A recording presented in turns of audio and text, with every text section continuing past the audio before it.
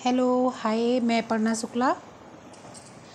मैंने आप लोगों को अभी तक टेक्सटाइल में शुरू से अंत तक अभी तक जो मैंने पढ़ाया है वो एक चेन वाइज पढ़ाया है। कोई भी चीज़ मैंने अभी तक छोड़ी नहीं है।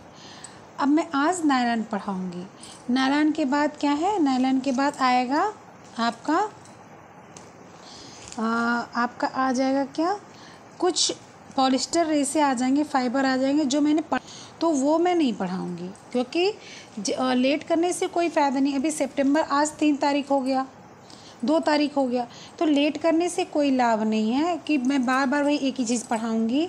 अगर आप में से कोई भी ये चाहता है कि मैं दोबारा से उसको बता दूं तो मैं वॉइस नोट उसको सेंड कर दूँ। कोई पर्सनल भी अगर मेरे पास मुझसे पूछना चाहेगा तो मैं वॉइस नोट उसके पास सेंड कर दूँगी। मैं वो पढ़ा चुकी, पॉलिस्टर मैंने पढ़ा दिया है, ठीक है। मैं नायलॉन पढ़ाऊँगी और नायलॉन के बाद फिर मैं सीधे आपको क्या पढ़ाऊँगी, नायलॉन के बाद मैं आपको पढ़ाऊँगी मेरे ख्याल से करघा आएगा, लूम आएगा, है ना, लूम आएगा, वो शायद मैं पढ़ाऊँगी। नहीं तो मैं देख लूँगी कि मैंने वो जो ताप सुनो में रेसे हैं वो मैंने कहाँ तक पढ़ा। हाँ, उसके बाद धागे का निर्माण ही आएगा नेक्स्ट में, तो मैं आप लोग को वो कंफर्म करवा दूँगी, क्लियर करवा दूँगी। आप लोग से एक निवेदन है कि वो पुरानी वीडियोस जाकर देख लीजिए, वो आपके लिए बहुत ही हितकारी, बहुत ही लाभकारी होगी, आपके लिए फ़ायदेमंद होगी। आप लोग खुद भी देखा कीजिए और शेयर भी किया कीजिए और लाइक कर दिया कीजिए, क्योंकि मैं इतनी मेहनत कर रही हूँ। तो अगर आप लोग देखते हैं तो आप लोग की व्यूज़ देखकर, अगर आप लोग लाइक करते हैं तो आप लोग के लाइक देखकर, और अगर आप लोग सब्सक्राइब करते हैं तो आप लोग के सब्सक्राइब को देखकर मेरा मोटिवेशन बढ़ता है। जो चीज़ मैंने शुरू की है, मैंने ये चीज़ें जिसलिए शुरू की हैं, जिस कारण से शुरू की हैं, वो मुझे इफ़ेक्ट डालती हैं कि हाँ लोगों को पसंद आ रहा है, बच्चों को पसंद आ रहा है, बच्चे आगे बढ़ना चाह रहे हैं, तो मुझे कुछ करना है। तो इसलिए मैं उसको और मेहनत से करूँगी और मन लगा के करूँगी। मैं कोई भी काम बहुत मन लगा के करती हूँ। मैं कोई भी काम ऐसा नहीं कि जिस काम से कोई भी मुझसे दिक्कत में आए, कोई भी परेशानी, मैं कोशिश करती हूँ अपना बेस्ट से बेस्ट देने के लिए। तो पुरानी वीडियोस देखिएगा और नई वीडियोस देखते रहिएगा। उसके लिए लाइक कीजिएगा, शेयर कीजिएगा, सब्सक्राइब कर लीजिए, बेल आइकन दबा दीजिए ताकि मैं जो भी वीडियोस डालूं वो आपके पास पहुंच जाए। कोई भी समस्या होती है, कोई भी परेशानी होती है, आप मुझसे किसी भी तरीके से जुड़ना चाहती हो, कोई भी सिस्टर हो जो जुड़ना चाहती हो, या कोई ब्रदर हो जो आप होम साइंस में जो है पढ़ रहे हो और वो मुझसे जुड़ना चाहते हो, तो मेरा नंबर है क्या, 9455836597। ये मेरा फ़ोन नंबर है, मेरा व्हाट्सएप ग्रुप है, आप इस पर ज्वाइन हो सकते हो। मेरा टेलीग्राम है अपर्णा सिस्टर TGT PGT, और जो है इस पर आप जो है आकर मुझसे ज्वाइन हो सकते हो। और उससे क्या है, मैं डेली क्विज़ कराती हूँ, क्विज़ को मैं उस पर डाल देती हूँ और क्विज़ करने के बाद ये पता चलता है कि आपके कितनी तैयारी हुई है चैप्टर्स में, ठीक है। तो मैं जो आज पढ़ाऊँगी उसकी क्विज़ में कल सुबह कराऊँगी। ओके, तो फिर चलो शुरू करते हैं। बात बहुत हो गई, ठीक है, चलो शुरू करते हैं। हम लोग आज पढ़ेंगे नायलॉन। नायलॉन पढ़ेंगे, उसको हम लोग क्या बोलते हैं, उसको हम लोग बोलते हैं सिंथेटिक फाइबर या थर्मोप्लास्टिक। नायलॉन को क्या बोलते हैं, रासायनिक रेशा या तापसुनम रेशा, सिंथेटिक फाइबर या थर्मोप्लास्टिक फाइबर, ठीक है। क्या बोलते हैं, थर्मोप्लास्टिक फाइबर या सिंथेटिक फाइबर। नायलॉन को जादुई रेशा कहते हैं। क्यों जादुई रेशा कहते हैं, पहले मैं इसकी कुछ आपको जानकारी बता देती हूँ कि क्या क्या चीज़ में ऐसी थी जो होनी ज़रूरी थी, जो हुई, जिससे ये नायलॉन हमारे पास आया और हमारी लाइफ को इतना कंफर्टेबल और इजी बना दिया। देखो, आप लोग देखो कि हमारे घर में, मेरे घर में अगर मान लो पत्थर लगा हुआ है तो उसको मुझे डेली पोछा लगाना पड़ता है ना, मुझे दोनों टाइम पोछा लगाना पड़ता है। लेकिन मान लो हमारे घर में ब्लैक फर्श हुआ सीमेंटेड और वो चिकना है एकदम बढ़िया से, जो है वो उसी में जो उसके पास जो उस फर्श में जो क्या उसको बोलते हैं, लेट मारना बोलते हैं, तो वो लेट एकदम चिकनी मारी हुई है, तो वो प्लेन है, तो उसको हम एक बार भी पोछा लगा लेते हैं तो ठीक रहता है। तो जितने खूबसूरत चीज़ें होती हैं, जितनी अधिक जिस पे काम किया होता है उस पर उतना अधिक मेहनत करना पड़ता है। सेम वही थिंग है कि नायलॉन जो है, नायलॉन को जादुई रेशा कहा जाता है, मैजिकल फाइबर कहा जाता है। ठीक है, तो मैजिकल फाइबर क्यों कहा जाता है कि नायलॉन जो बना वो इस तरह से बना, इस तरह से इसको तैयार किया गया कि इसको कोई भी किसी भी तरीके से पहन सकता है। आप इसको पहनो और इसको इसके बाद आप हाथ से या मशीन से आप इसको धुल दो और धुलने के बाद फैला दो, फैलाने के बाद सूख जाए, फिर आप पहन लो, कोई प्रॉब्लम नहीं है। लेकिन क्या कॉटन के साथ आप ऐसा कर सकते हो कि आप उसको पहनो, पहनने के बाद धुलो और धुलने के बाद जो है फिर उसको निचोड़ के फैला कर और फैलाने के बाद फिर आप पहन लो, ऐसा नहीं कर सकते। जैसे आप लोग भी नायलॉन उसके कॉटन के भी कपड़े पहनते होगे, नायलॉन के भी कपड़े पहनते होगे, आप लोग को पता होगा। हमने सिल्क के साथ भी ऐसा नहीं किया जा सकता कि सिल्क को धुला, टांगा और इसके बाद उठा के पहन लिया, ऐसा उसके साथ भी नहीं किया जा सकता।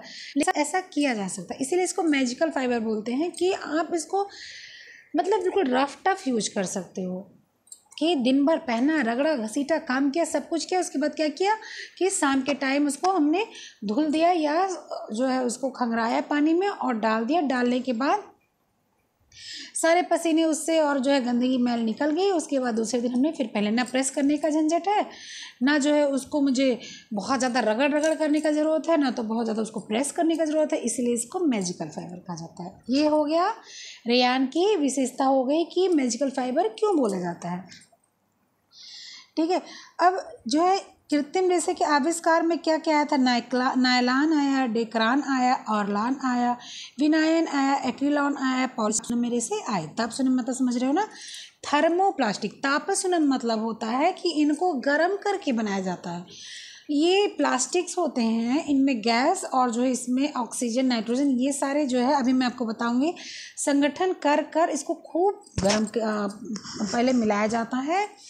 इसके बाद इसको खूब गर्म किया जाता है। इसको बाद इसको जो है गर्म करने के बाद इस पर प्रोसीजर किया जाता है। इसको छेदों में डाला जाता है और छेद इसके बाद जो है रेशा बाहर निकालता है। रेशे को अपने हिसाब से, अपने लंबाई, अपने चौड़ाई के हिसाब से हम तैयार कर सकते हैं। चौड़ाई व्यास कहाँ से तय करता है? जितना मोटा छेद स्पिनेटर का रहेगा, स्पिनेटर जितना चौड़ा छेद से हम उसको नायलॉन को या तापसुनम रेशे को निकालेगा, उतना जो है रेशा क्या हो जाएगा, उतना लंबा रेशा हमारा बन के तैयार हो जाएगा। ठीक, उतना मोटा रेशा बन के तैयार हो जाएगा। जब भी मिलावटी चीज़ें आती हैं, जब भी मानव निर्मित चीज़ें आती हैं तो क्या होता है? मानव निर्मित चीज़ें जब भी आती हैं तो उसको हम अपने हिसाब से बना सकते हैं। मैंने ये कल भी आपको बताया था, जब मैंने आपको रेयान पढ़ाया था कि जितनी भी मानव निर्मित चीज़ें हैं उसको हम खुद बना सकते हैं। मान लो मुझे एक लोई बनानी है। लोई मतलब जिस पे बच्चा सोता है, छोटा बच्चा इस पे सोता है, हमारे यहाँ लोई बोला जाता है। आपके यहाँ क्या बोला जाता है? आप अपने हिसाब से। मान लो हमें घर में लोई बनानी छोटे बच्चे की, तो हम क्या करते हैं? अगर बच्चा मेरा 1 महीने का है तो हम उसके हिसाब से लोई बना सकते हैं। अगर हमारा बच्चा 2 महीने का, 4 महीने का, 6 महीने का, तो उसके हिसाब से लोई बना सकते हैं। उसी के बाद धीरे धीरे जब मेरा बच्चा 5 साल का हो जाता है तो हम क्या करते हैं? एक लंबी सी लोई बना देते हैं। अगर बहुत बच्चे टॉयलेट वगैरह बिस्तर पे करते हैं तो उनके लिए बड़ी लंबी लोई बना देते हैं। बनाना किसके ऊपर है? मेरे ऊपर है। मैं तय करती हूँ कि किस हिसाब से बनाना है। ऐसा तो है नहीं कि जो है आप तय करो, इसका तो मतलब है नहीं कि कोई दूसरा तय करेगा। इसका मतलब है आप तय करोगे कि आपको अपने घर के लिए किस हिसाब से काम करना है। आप तय करोगे आपको एक रोटी छोटी बनानी है या बड़ी बनानी है। आप ये तय करोगे आपको चोटी गूंथनी है या आपको चोटी खुली रखनी है। जो चीज़ आपके हाथ में वो आप तय करोगे। और जो चीज़ जो है नेचुरल है, जैसे कपास है, वो कपास नेचर तय करता है। लिनन है, नेचर तय करता है। जूट है, प्रेमियम, इसको नेचर तय करता है, इसको हम आप नहीं तय करते। सही बोल रहे हैं ना? तो ये नेचर तय करता है कि जो है कौन सा रेशा किस तरह से होता है। लेकिन जो मानव बनाता है वो मानव तय करता है कौन सा रेशा किस तरह का हो। ठीक है, जादुई रेशा कैसे कहा जाता है और किस तरह से रेशे की लंबाई होती है, ये आप लोग को मैंने बता दिया। ये मैं मोटी मोटी बातें बताते चल रही हूँ, जो कहानी के माध्यम से जो आपको समझ में आ जाए। इसके बाद क्या है कि इसका इतिहास क्या है कि नायलॉन का आविष्कार डॉक्टर वेलेस एच कैरोथर से। मैं आपको डॉक्टर वेलेस एच का फ़ोटो भी दिखाती हूँ, मेरे पास है। ये कौन है? ये डॉक्टर वेलेस एच कैथोरस है। ठीक है, ये कौन है? डॉक्टर वेलेस एच कैरोथर्स हैं। इन्होंने क्या किया कि इन्होंने E.I. Pont de Nemours and company E.I. Du Pont de Nemours company के भावी विकास के लिए अनुसंधान कार्यक्रम को ये इन्होंने आगे बढ़ाया पॉलीमराइजेशन की क्रिया के लिए। इनकी जिज्ञासा यह चाहते थे कि अगर कुछ परमाणु को आपस में मिला दिया जाए तो क्या कपास, रेशम और रबर में जैसा होता है वैसा क्या रेशा तैयार हो सकता है। तो कैरोथर्स ने क्या सोचा कि एक सहायक वैज्ञानिक को लेकर रिसर्च के कई महीने बाद ये ज्ञात हुआ, एक सहायक वैज्ञानिक के साथ है, उनके साथ इनको कई महीनों बाद ज्ञात हुआ कि यदि पॉलीमर को पिघलाया जाए तो यह अस्पष्ट और भारी जो है रॉ देता है, जिसे एक लंबे रेशे के रूप में खींचा जा सकता है। ठंडा होने पर इसे अपनी मौलिक इकाई से ही कई गुना अधिक खींचा जा सकता है। यह धागा रेशम के समान चमकदार और मजबूत होता है। इन्होंने क्या सोचा था, इन्होंने यही सोचा था कि एक हम रेशा बना सकते हैं, जो रेशा जो है पिघलाकर पॉलीमराइजेशन के थ्रू बनाया जा सकता है। इसको हम खींचकर अपने हिसाब से लंबा कर सकते हैं, बढ़ा सकते हैं, और ये एक ऐसा रेशा है जो कि जब जाएगा और खींचने के बाद गर्म पे तो खींच ले चलो ठीक है, लेकिन ठंडे पे खींच ले रहे हो आप तो भी ये रेशा बड़ा हो सकता है अपनी मौलिक इकाई से, मतलब जितनी इसकी इकाई है उससे ज़्यादा ये बड़ा हो सकता है। इन्होंने ये समझ लिया। फिर इन्होंने आगे साल में क्या किया कि पॉलीमाइड के अनुसंधान में इन्होंने सन 1935, ये तो इन्होंने पहले सोचा था लेकिन फिर बाद में 1935 में हेक्सामिथाइलिन एडिपिक एसिड से रेशा बनाया। किससे किससे बनाया? हेक्सामिथाइलिन, डायमीन और एडिपिक एसिड से रेशा बना है। इसे पॉलीमर 66 कहा जाता है। इसे पॉलीमर 66, ये देखो ये है पॉलीमर 66, इसको पॉलीमर 66 कहते हैं। देखो कैसे इसमें सारी चीज़ें आपस में चेन बन रही है, सारी चीज़ें आपस में चेन बन रही हैं। जो जो इसमें मिला, क्या क्या मिलाया गया था इसमें, वो 3 चीज़ें मिलाई गई थी जिसको क्या बोलते हैं, हेक्सामिथाइलिन, डायमीन और एडिपिक एसिड से रेशा ये तैयार किया, जो इसको पॉलीमर 66 कहा जाता है। इसका कारण यह था कि दोनों उत्पादन के रासायनिक यौगिक के रूप में परमाणु 6 कार्बन के अणु सम्मिलित थे। क्यों? क्योंकि इसमें कार्बन और रासायनिक यौगिक के प्रति परमाणु कार्बन के 6 यौगिक सम्मिलित थे। इस पदार्थ के बाद नालान का नाम दिया। जब 6 यौगिक इसमें सम्मिलित कर दिए गए, 6 चीज़ें सम्मिलित कर दी गई यौगिक यानी मिलाकर, तो इसको 66 पॉलीमर के नाम से इसको बना दिया गया। सामान्य जनता में इसका प्रचार सन कितने में हुआ? 38 में, 1938 में जनता जानी कि नायलॉन है। नायलॉन संगठन में प्रोटीन के समान होते हैं तथा इस रेशे में कई विशेषताएं रेशम और उनके समान होती हैं। जो है इसमें कई ऐसे प्रोटीन के समान का मतलब क्या कि इसमें इतने बहुत सी ऐसी चीज़ें होती, फ़ायदे होते हैं जो रेशम और ऊन के समान होते हैं। अच्छा अभी पूछो रेशम और ऊन के समान क्या होता है, तो रेशम के समान शाइनिंग होती है और ऊन के समान मजबूती होती है। ऊन मजबूत होता है, कमज़ोर होता है, माना ऊन कमज़ोर हो जाता है, लेकिन फिर भी ऊन के रेशों को जब इकट्ठा कर जाता है, मुड़ जाता है, तो वो मजबूत ठीक ठाक मजबूती स्थिति में आ जाता है। घर्षण वगैरह का प्रभाव पड़ता है, नायलॉन में घर्षण वगैरह का प्रभाव नहीं पड़ता है, लेकिन ऊन में पड़ता है। लेकिन तो ऊन के समान इसमें गर्मी होती है, ऊन में गर्मी होती है, नायलॉन में भी गर्मी होती है। बोलते हैं ना गर्मी में नायलॉन का कपड़ा नहीं पहनना चाहिए, गर्मी में पॉलिस्टर नहीं पहनना चाहिए। क्यों? क्योंकि ये गर्मी जो पसीना होता है शरीर में, इसको बाहर नहीं निकलने देते, क्योंकि सोखता नहीं है। जब सोखेगा नहीं तो पसीना बाहर नहीं जाएगा, पसीना बाहर नहीं जाएगा तो गर्मी लगेगी, चिपचिप होगा। इन रेशों को जादुई रेशा या जीवन सुगम रेशा भी कहा जाता है। इनको धुलना तो अच्छी बात है, धुल दो, लेकिन इनको प्रेस करना बेकार सी बात है। कोई कोई कपड़े तो वास्तव में ऐसे होते हैं, मैं आपको बताऊं, मेरे पास नाइट ड्रेसेस हैं, उनको प्रेस नहीं किया जा सकता, प्रेस करना बेकार है। वो मैं बताऊं आपको कि वो ऐसे कपड़ों से बना हुआ, ऐसे रेशे से बना हुआ है कि उसको आप कितना भी धुल दो, कितना भी भिगा दो, कितना भी पहन लो, वो फिर जब आप उसको धुल दोगे और उसको सूखने में डाल दोगे तो सूखता भी जल्दी, क्योंकि पानी कम सूखता है तो सूखता भी जल्दी है। इसके बाद फिर वो मालूम पड़ता है कि प्रेस किया हुआ है, शाइनिंग भी एकदम बढ़िया वाली है, फिट है। तो इसलिए नायलॉन का रेशा जो होता है वो एकदम बढ़िया वाला होता है, खासकर रफ़ एंड टफ, मतलब पहनने की यूज के लिए। से आप काम करने वाले हो, आप पढ़ने वाले बच्चे हो, तो आपके पास इतना टाइम नहीं है कि आप जो है सुबह उठो, कपड़े धुलो, फिर उसको अच्छे से निचोड़ो, रिवाइव लगाओ, नील लगाओ, फैलाओ, फिर जो है उसको उतारो शाम के टाइम, उसके बाद जो है उसको खूब टाइट आयरन करो, इस्त्री करो, फिर फोल्ड करो, फिर रखो। किसी के पास जल्दी, सबके पास इतना टाइम नहीं होता। तो क्या है, इसका ऑप्शन में ले आओ कि नायलॉन पहन लो, पॉलिस्टर पहन लो, आरलान, डेकरान, जो भी जितने हैं उसको ले आओ। उसमें भी अच्छे अच्छे तरीके से मिलते हैं, उसको ले आओ, उसको रखो, उसको पहनो। कुछ कपड़े ऐसे रखे जाते हैं जो कहीं आने जाने के लिए, शादी ब्याह के लिए हैं, तो उनको अच्छे से रखा जाता है। जितनी गर्मी में, वैसे मैंने ये उसको उसमें पढ़ा दिया, वॉइस नोट में मैंने ये भी पढ़ा दिया है, फिर भी मैं पढ़ा रही हूँ, लेकिन इसलिए पढ़ा रही हूँ कि जिसने वॉइस नोट नहीं सुना वो सुन ले, वो भी देख ले। इसमें मैंने पिक्चर लगा रखी है, देखो मैंने पिक्चर लगा रखी है, इसलिए आप लोग इसको और समझ लो, देख लो। इसको क्या किया जाता है, इसका गर्मी में इसका प्रयोग करना और भी गर्मी दूर देता है, और भी गर्मी लगती है इसके पहनने से, ठीक है। पॉलिश करने से पहले यदि इसका रूप निर्धारण कर लिया जाए तो पॉलिश करते समय वस्त्र में धारियाँ नहीं पड़ सकती, इसमें पॉलिश करना पड़ता है, ठीक है। पॉलिश करते समय अगर ये तय कर लिया जाए कि इसको किस तरह से पॉलिश करना है तो उस तरह से पॉलिश जो होता है, वरना बाद में कम ज़्यादा करने पर इसमें धारियाँ पड़ जाती है, सिकन पड़ जाती है। सिकन मतलब सिकुड़न नहीं, धारियों वाला सिकन। फिर जो है इन पदार्थों पर विद्युत चलाया नहीं जाता है, क्योंकि अगर विद्युत चलाया जाएगा तो ये चिपक जाएंगे, बैठ जाएंगे।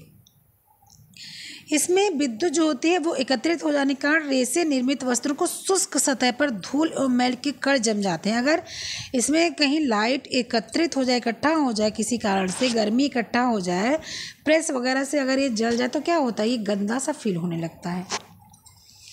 आजकल नायलॉन की मांग नित्य प्रति कुछ न कुछ नई चीज़ों का आविष्कार हो रहा है। नायलॉन के कड़ेपन से कई उपयोग जैसे कंघी, बेल्ट, बाल्टी आदि। नायलॉन की देखो मेरे पास, आपके पास, सबके पास कंघियाँ होती हैं, सबके पास बाल्टी होती हैं। बाल्टी हल्की भी होती हैं और आसान भी होती हैं।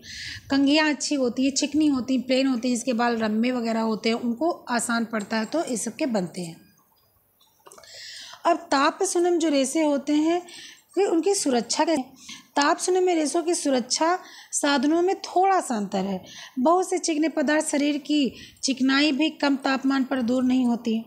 बहुत से चिकने पदार्थ ऐसे होते हैं जिसकी शरीर की चिकनाई भी कम तापमान पर दूर नहीं हो। अधिक तापमान पर चिकना मैल इन रेसों के अंदर प्रवेश कर जाता है। अगर जो है कम तापमान है, कम जो है गर्मी है, कम जो है उस पर हीट दिया गया है, तो क्या होता है कि तो गर्मी, जो शरीर से गर्मी निकली है और उससे जो मैल वगैरह उस कपड़े पर नहीं जा पाती। लेकिन अगर ज़्यादा गर्मी है तो इससे जो है चिकना मैल और जो है जो गंदगी होती है वो अंदर प्रवेश कर जाती है। अधिक मैल वाले स्थान पर ठंडे जल से साफ़ कर दो तो साफ़ हो जाता है। कॉलर व आस्तीन शरीर की गंदगी से अधिक गंदे हो गए हों तो उनको भी ठंडे पानी से धुल दो तो साफ़ हो जाता है। साफ करने वाले पदार्थ को गाढ़ा घोल स्पंज द्वारा मैल के स्थान से मलना चाहिए, इससे वस्त्र साफ हो जाते हैं। इसको देखते, मैंने बोला था ना कि मैं आगे बताऊंगी क्या कि इसमें क्या क्या मिला, क्या क्या पॉलीमराइजेशन हुआ था, बताऊंगी, मैंने बोला था। तो अभी सुनो, मैंने पहले बताया है, बहुत अच्छा वॉइस नोट था वो मेरा, मतलब मुझे खुद वो वॉइस नोट बहुत अच्छा लगा। मैं वॉइस नोट बहुत कॉन्फिडेंटली डालती हूँ मैं, तो अब वीडियो भी बहुत अच्छी डालने लग गई हूँ। मैं कोई भी चीज़ बता रही हूँ ना कि मैं बहुत कॉन्फिडेंट होकर करती हूँ, वो अलग सी बात है, कहीं कुछ हो जाए, नेचर है, कोई आदमी कुछ काम कैसे करता है, कभी शुरुआत में थोड़ा सा जो है प्रॉब्लम आती है, लेकिन हमेशा नहीं आती है। धीरे धीरे आदमी सेटल हो जाता है उसमें। अगर उसको आप जैसे अच्छे लोग मिल जाओ तो जो है आदमी बहुत आगे बढ़ जाता है, लेकिन अगर जो उसको कोई सपोर्ट करने वाला नहीं मिलता तो आदमी बेचारा हमेशा से वो झिझक बनी रहती है उसमें। तो नायलॉन के निर्माण में कोयले से निर्मित कोलतार से सम्मिलित किया जाता है। यह रासायनिक प्रक्रियाएं एक जटिल श्रृंखला है। इसमें ऑक्सीजन, कार्बन, नाइट्रोजन वायु और हाइड्रोजन पानी से कार्बन कोलतार से प्राप्त की जाती है। प्रक्रिया के प्रत्येक श्रेणी पर नियंत्रण रखा जाता है, यानी देख रेख में रखा जाता है। कोलतार से प्राप्त रासायनिक तत्वों, कार्बन आदि गैसों को एक नियंत्रित अनुपात में रचनात्मक व्यवस्था में सम्मिलित किया जाता है। इसमें तथा इनसे इन कतरों को मिलाकर पिघलाकर काटने के यंत्र में बने छोटे छोटे छिद्रों में, जिसे स्नेटर कहते हैं, उनके द्वारा बाहर निकाला जाता है। ठीक है। इनको क्या करते हैं, पहले इनको रचनात्मक मिश्रण किया जाता है। इसके बाद हेक्सेमेथिलीन, डायमीन और एडिपिक एसिड, मैंने पहले बताया था ना, इनको मिलाकर रसायनों को निर्माण करके इनको संयोजित नायलॉन लवण उत्पन्न किया जाता है, मतलब नायलॉन सॉल्ट। नायलॉन सॉल्ट को एक ऐसे पात्र में डाला किया जाता है, गर्म किया जाता है, जो एक विशाल प्रेशर कुकर की तरह से होता है। गर्मी में इस पदार्थ को छोटे छोटे कण मिलाकर लंबे लंबे कतरों यानी फ्लैक में जो परिवर्तित कर दिया जाता है, जिन्हें बहुलक यानी पॉलीमर्स कहते हैं। फिर इन कतरों को पिघलाकर एक काटने के यंत्र में बने छोटे छोटे छिद्रों में डाला जाता है, जिसे स्पिनेटर कहते हैं। स्पिनेटर से बाहर निकाला जाता है। जैसे ही यह रेशा यंत्र के माध्यम से बाहर निकलता है, हवा को स्पर्श करता है, वैसे ही यह ठोस बन जाता है और अपारदर्शी होता है, यानी कि इसके आर पार देखा नहीं जा सकता है। देखो कैसे है ये, इसका ये नायलॉन 6 है, ये अणुओं को मिला के बना हुआ है, ठीक है। फिर इनकी नमनीयता अत्यंत कम रहती है। नमनीयता मतलब नवीनता मतलब बहुत ज़्यादा ये मुलायम टाइप के नहीं होते, वह मजबूती में भी कम रहते हैं। इनको धागों के रूप में एकत्रित कर लिया जाता है। ये उस समय बहुत अच्छे नहीं होते हैं, बहुत मजबूत नहीं होते हैं, इनको फिर धागों की तरह से इकट्ठा कर लिया जाता है। फिर इन धागों को बहुत से बेलनों के बीच में रखकर खींचा जाता है और इसके बाद जो है संपूर्ण खिंचाई के बाद इसको जो है जैसे घास, देखो मैं इसमें ये देखो नायलॉन फाइबर है, इसको क्या किया गया है, इसको जो है खींचा गया है। फिर बिना खींचे हुए लंबे रेसे कड़ों में तितर बितर अवस्था में रहते हैं। देखो तितर बितर अवस्था इसकी एक जैसी, ये नहीं कि जो है रेसा बना एकदम आप इस पर रील पे लपेट सकते हो, ऐसा नहीं है ना, रील पे लपेट नहीं सकते इसको, ठीक है। तितर बितर अवस्था में रहते हैं ये। फिर इन धागों को एकत्रित करने के बाद में ये जो है जो ऐसे धागे होते हैं उनको एकत्रित कर लिया जाता है। ये घास के ढेर जैसे दिखते हैं। इन धागों के खींचते ही रेशों की मोटाई कम हो जाती है। जब इन धागों को खींचा जाता है, लंबा किया जाता है, तो रेशों की मोटाई कम हो जाती है। अरे आपको नमकीन बनाने वाली मशीन होती है, पीतल की और स्टील की आती है, बहुत उनके घरों में होगी, या सेवई बनाने वाली मशीन होती है, या मैं और क्या चीज़ आपको बता दूं, और यही है कचरी वगैरह जो बनता है। तो क्या होता है कि जैसे जब आप हाथ से दबाते हैं तो जितना मोटा छेद होता है उतने मोटे के आपके वो निकलते हैं ना, वो चावल निकलता है, या जिससे आप मैदे से या जो बेसन से जो बनाते हो निकलता है। लेकिन तो अगर उसको प्लास्टिक का होता और आप उसको खूब खींच देते तो क्या होता, वो पतला हो जाता। सेम चीज़ इसमें भी होता है। फिर इसके ये जितने मोटे मजबूत तथा प्रत्यास्था वाले धागों की आवश्यकता होती है उसको बना लिया जाता है। नायलॉन का उत्पादन निम्नलिखित किस चरणों में किया जाता है? पॉलीमराइजेशन प्रक्रिया, स्पिनेटर में रेसे को डालना, यानी कि जब स्पिनेटर में डॉक्शन के थ्रू उसको डाल दिया जाता है गर्म करके, फिर उसको स्पिनेटर में से रेसे को खींचा जाता है। रेसों को खींचने के बाद उसको जितना मन के उतना लंबा कर दिया जाता है। इसके बाद उसको लपेट दिया जाता है। लपेटने के बाद उसको जो है डीलस्टरिंग की जाती है, यानी चमक को कम किया जाता है, ठीक है। इसके बाद उसको क्या किया जाता है, चमक को कम किया जाता है। अब नायलॉन का उपयोग क्या है? नायलॉन का उपयोग होता है, देखो नायलॉन सीट ये है 6 सीट है नायलॉन। ये क्या है, ये उस समय की है जब ये रेसा नहीं बना था, जब ये रेसा नहीं बनाया गया था तभी के नायलॉन सीट है। जब रेसा बन जाएगा तो वो इस तरह से हो जाएगा। अभी रेसा नहीं बना है तो इस तरह से, जब रेसा बन जाएगा तो इस तरह से हो जाएगा। नायलॉन का धागा हौजरी से बने हुए सामान तथा चीरा फाड़ी के सीने में काम किया जाता है। नायलॉन का जो धागा होता है वो हौजरी से बने धागे को काम करता है, चीरा फाड़ी के सीने में काम करता है, यानी फटा चिटा कपड़ा सीने काम करता है। यानी रील वाला जो धागा मैंने कल दिखाया था, रील वाला धागा उसमें काम करता है। वो मैं आपको रील वाला धागा मैं आपको कल दिखाती हूँ। रील वाला धागा मैंने यहाँ पर आपको दिखाया था। ये धागा है, ये जो है अगर ये फट जैसे इसी देते हो कुप्रामुनिम रेयान का मैंने वो बोला था, लेकिन ये इसी तरह से धागा होता है, रील में लपेटा होता है। इसको क्या करते हैं, इसको सिलाई कढ़ाई इससे किया जा सकता है, ठीक है। इससे क्या सिलाई कढ़ाई किया जा सकता है। तो ये इसके बाद यद्यपि वर्तमान समय भी नायलॉन का प्रयोग विभिन्न कार्यों में भी किया जाता है। विभिन्न कार्य करने का मतलब देखो, जैसे रस्सियाँ बनती हैं, बैग्स बनते हैं। तो ये सब बनते हैं। देखो रस्सियाँ हल्की होती हैं, जहाँ मन कहता तहाँ रख लो। अभी इतनी ही मोटी रस्सी जूट की ले आओ तो कितनी भारी हो जाती है, या और रस्सियों का जो प्रकार होता है उसको ले आओ तो और भारी हो जाता है। लेकिन ये नायलॉन से बनी हुई रस्सियाँ हैं, हल्की हैं। नायलॉन के रेशों के प्रकार क्या होते हैं? बहुरेशे मल्टी फिलामेंट होते हैं, या धागे छोटे छोटे सिरे रहित धागे होते हैं, एक दूसरे में ऐंठन देकर बनाया जाता है। ये छोटे छोटे धागे माप और विभिन्न प्रकार के हो सकते हैं। एक रेशीय धागा यानी मोनोफिलामेंट मतलब इसमें केवल एक ही अत्यधिक चिकना एवं मजबूत धागा होता है, जिसका व्यास उतना ही आता है जितना बड़ा स्पिनिएटर का छिद्र होता है। स्पंद नायलॉन के कई छोटे छोटे लहरदार और भिन्न माप के रेशे हैं, जो आधे इंच से लेकर 5 इंच तक होते हैं। ठीक है, ये छोटे छोटे रेशे होते हैं। कताई के द्वारा ये धागे ठीक उसी प्रकार तैयार किए जाते हैं जैसे कपास से ये धागे तैयार होते हैं, जैसे कपास के धागे तैयार होते हैं। यह धागे फुज्जीदार कोमल होते हैं। इन रेशों की लहरता वस्त्र में तन्मयता और कोमलता लाती है। जो वो रेशे होते हैं उनसे क्या होता है, स्पंद धागों से मुलायम वस्त्र बनते हैं, जैसे मोजे वगैरह, बनियान वगैरह बनते हैं। फिर क्या है, टेक्सचर धागे। टेक्सचर या नायलॉन के कुछ धागे ऐसे बनाए जाते हैं जिसमें उसकी सतह पर छोटे छोटे या छोटे बड़े लूप बने होते हैं। लूप बनाने के बाद सीधे धागे को जो है एक यंत्र से निकाला जाता है जिसमें लूप उठ जाता है। लूप मतलब जो वो होता है ना, रेसे से छोटे छोटे उठते हैं, उनको लूप बोलते हैं। इस लूप के आकार, उनकी दूरी धागे को लगभग लंबाई बटाई के माध्यम से इसको तय कर दिया जाता है, इसको बना दिया जाता है। स्ट्रेच धागे क्या होते हैं?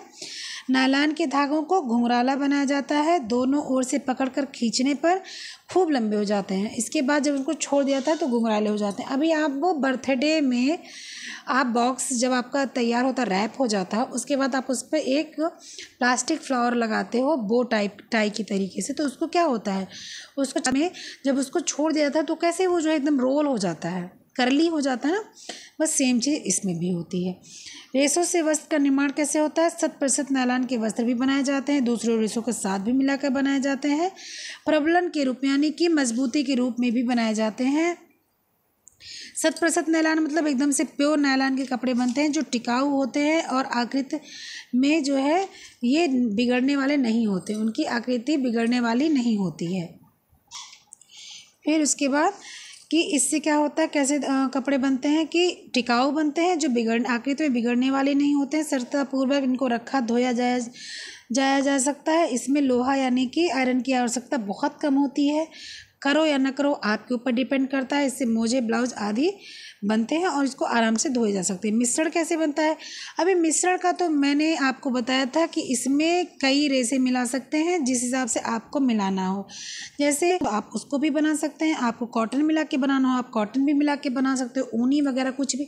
कॉटन मिला के बनाने का क्या कारण होता है कि वो मजबूत हो जाए और थोड़ा शाइनिंग आ जाए। ऊनी में क्या होता है, वो भी थोड़ा मजबूत हो जाए और उसकी गर्माहट बढ़ जाए, थोड़ा शाइनिंग हो जाए।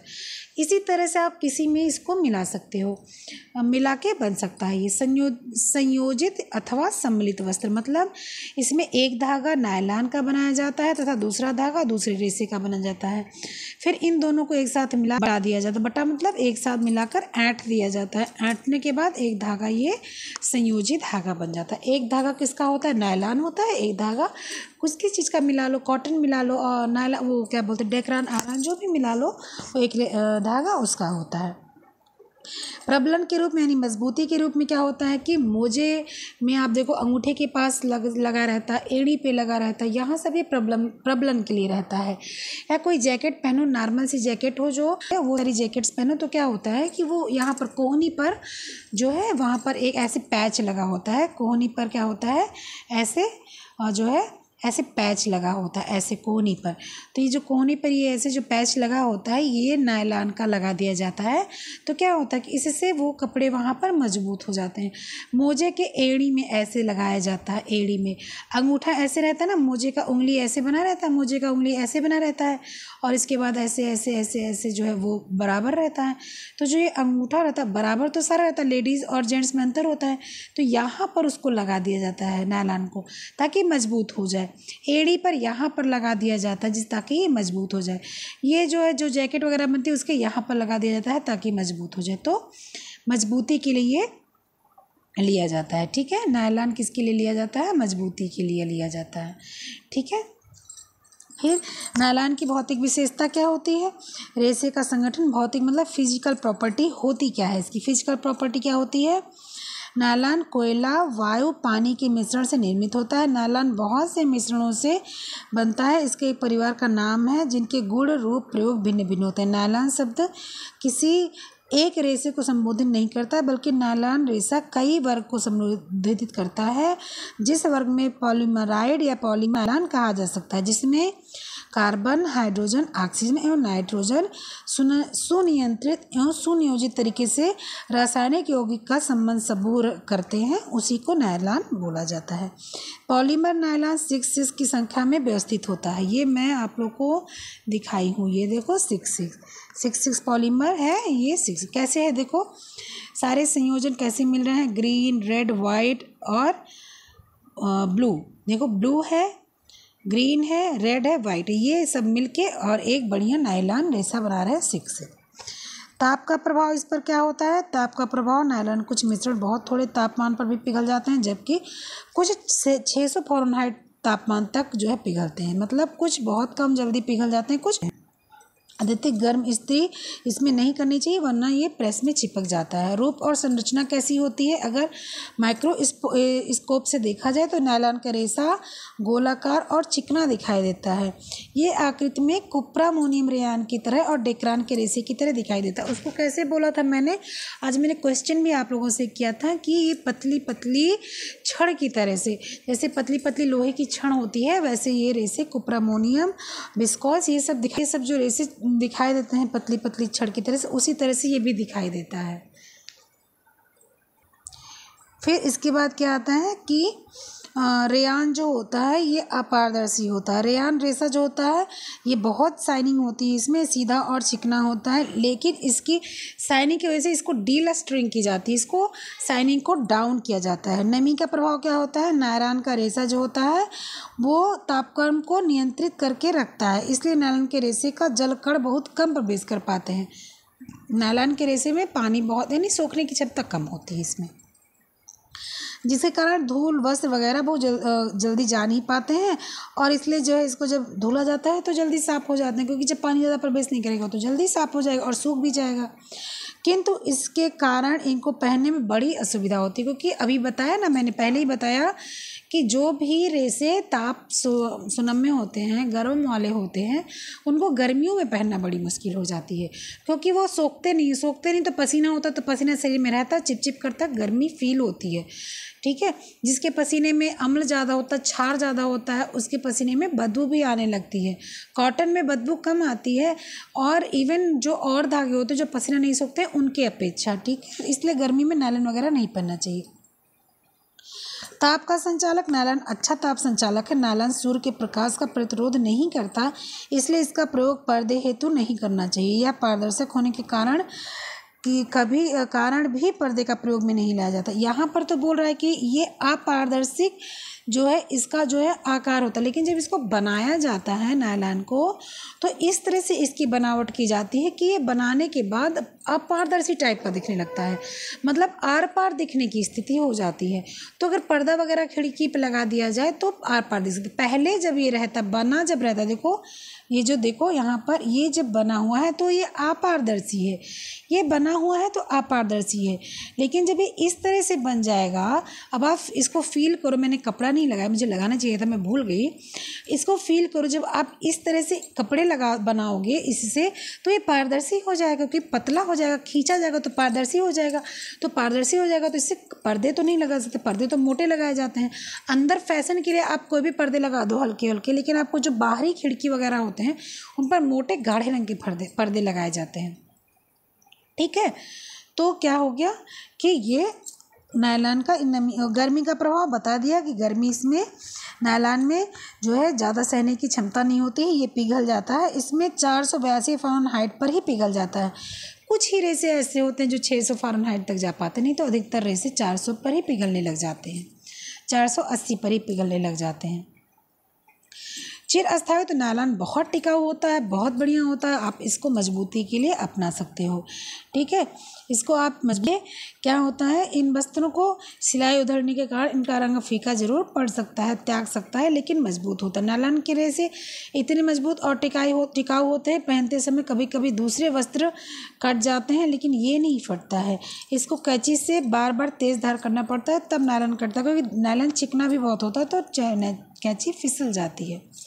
ठीक है, फिर क्या है, सिलवट प्रतिरोधक, इस पर सिलवट नहीं पड़ती है, इसीलिए तो मैजिकल रेशा बोला जाता है, क्योंकि पड़ेगी तो किस बात का मैजिकल रेशा, और जो है इसको रख रखाव में समस्या होगी तो किस प्रकार का मैजिकल रेशा। मैजिकल मतलब क्या होता है, कोई बोलते आप तो मैजिक करती हो, तो आप मैजिक करती हो का क्या मतलब कि आप हर काम इस तरह से कर देती हो कि जादू की तरह से हो जाता है और पता भी नहीं चलता, यही तो होता है। फिर क्या होता है, सुनम्यता, नायलॉन सुनम्यपूर्ण रेशा है, इससे वस्त्र खींचकर फैला दिया जाता है, फिर बाद में छोड़ दो तो फिर अपने से मोटे आदमी भी नायलॉन पहनते हैं तो हो जाता है उनको। अभी आप एक बढ़िया सा कोई ड्रेस ले आओ नायलॉन का, आप थोड़े से हैवी हो तो हो जाएगा, लेकिन आप कोई बढ़िया सा कॉटन का ड्रेस ले आओ और थोड़ी सी भी हैवी हो तो नहीं होगा, आपको वापस करना पड़ेगा तो या तो उसको बढ़वाना पड़ेगा। घर्षण रगड़ का प्रभाव इस पर नहीं पड़ता है, ये इससे कोई फर्क पड़ता, संकुचन इसमें नहीं होता, सिकुड़ता नहीं है, ये बस स्थिर रहता है। कीड़ों और फफूंदी का प्रभाव, दोनों का प्रभाव इस पर नहीं पड़ता है। पसीने की प्रतिरोधक क्षमता, नायलॉन पर पसीना नहीं सोखता है, पसीने से वस्त्र निर्बल भी नहीं होते, रंग थोड़ा बहुत हल्का पड़ जाता है। सफाई धुलाई बहुत आसान होती है। विद्युत संवाहक, विद्युत का एक कुछ मतलब बैड कंडक्टर ऑफ हीट होता है, क्यों, क्योंकि ये गर्मी प्रदान करता है शरीर में।